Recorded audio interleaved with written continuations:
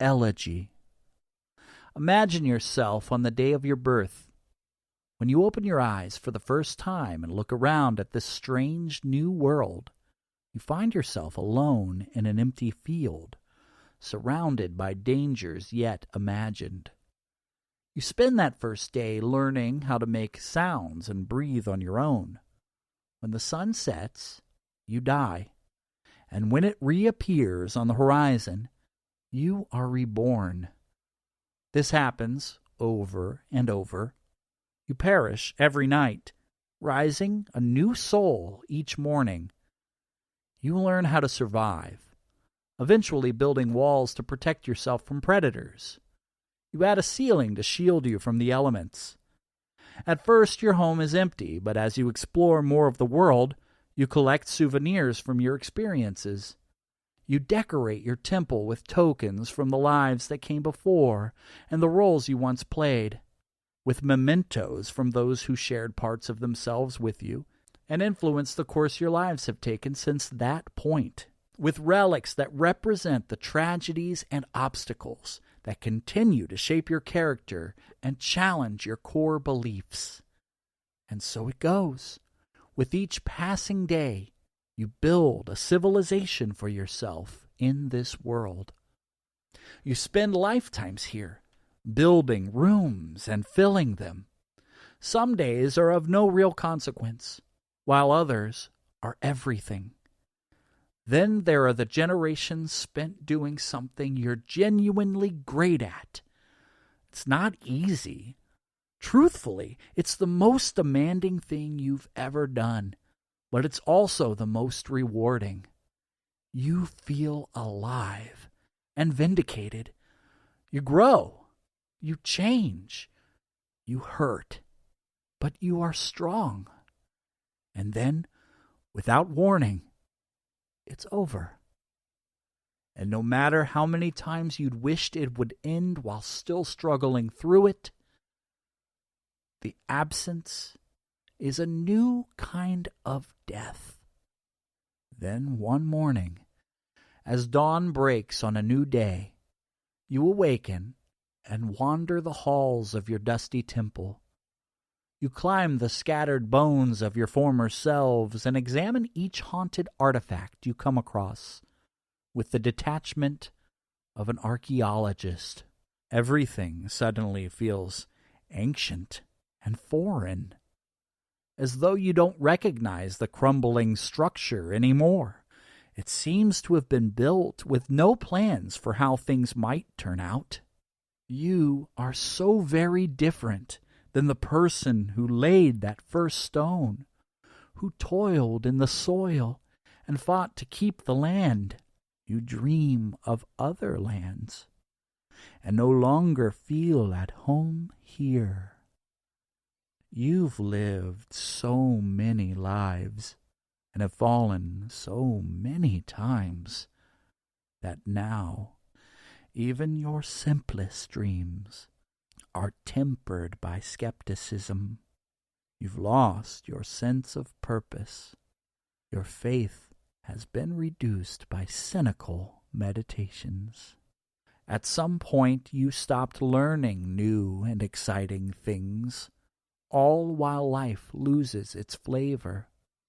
A dark shadow falls, and you wonder what it would be like if tomorrow came and you didn't rise with the sun.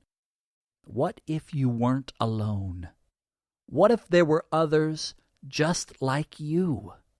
Others who are broken, lost, and alone. Others who are struggling to find a reason to go on. Others who would understand exactly what you're going through. What if you could lend your strength to one another? What if this time in your life was what it was all about? It's time. Right now, it's time to choose life. It's time to accept the help you need so you can be there for those who need you. It's time to find your new purpose and stop being a ghost in your own story. There's so much space in your temple now, enough for everyone if you make room. You'll have to tear down some walls. You'll have to dig up the baggage you've collected and learn to let it go. You'll have to drill deep down and find a solid foundation on which to start anew.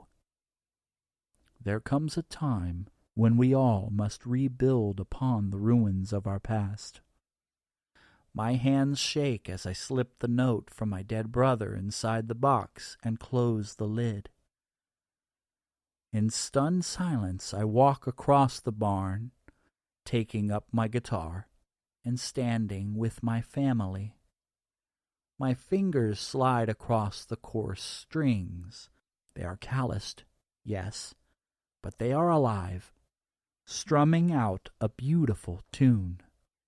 Inspiration strikes me in the moments just before dawn, and in this clear and present instance of waking, when dreams are the same as memories, when my soul shakes off the dust of my body and peers out with a new set of eyes, I hear the words of an unfinished song, suddenly composed in full and playing out in my mind. You're slipping away, oh, why can't you stay? Each passing day you stray until your memory fades. Oh, why must you go? Do you have to run?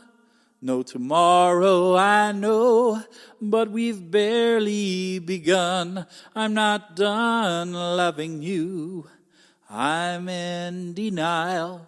I still hear your voice. I still see your smile. I'm not done loving you. I won't say goodbye. I'm squeezing your hand with tears in my eyes. You were taken too soon. We were still in our prime. Between womb and the tomb, I wish you had more time. So while you rest, I'll do what I can. I'll quest, do my best to be a better man. I'm not done loving you. You're still in my heart.